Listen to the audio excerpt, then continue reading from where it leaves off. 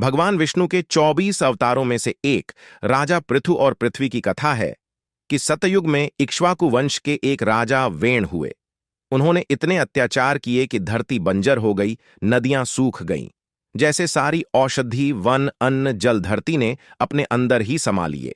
तब इसी वेण के पुत्र राजा पृथु ने इस पृथ्वी का दोहन किया, इसे फिर पहले जैसा किया, जिसका अनुभव सभी के लिए महत्वपूर्ण है। वे एक धर्मपरायण, ज्ञानी और वीर राजा थे। उनका ज्ञान उनके गुरु सनत कुमार स्वामी से प्राप्त था। राजा पृथ्वी की इस स्थिति से बहुत नाखुश थे और उसके समाधान पर ध्यान दिया।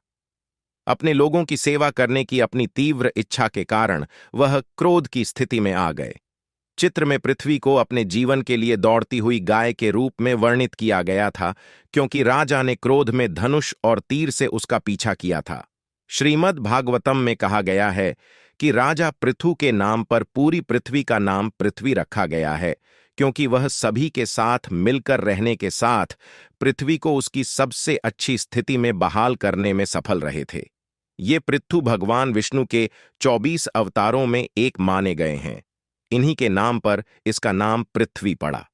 महाराज पृथु ने ही पृथ्वी को समतल किया, जिससे वह उपज के योग्य हो पाई।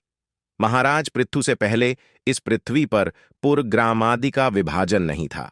लोग अपनी सुविधा के अनुसार बेखटके जहां तहां बस जाते थे।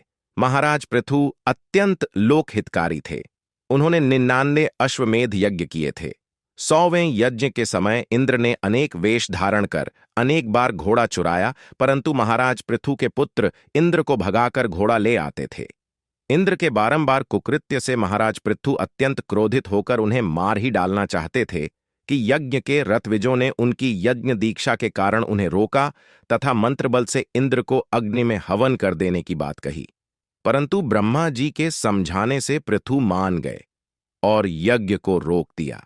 सभी देवताओं के साथ स्वयं भगवान विष्णु भी पृथु से परम प्रसन्न थे।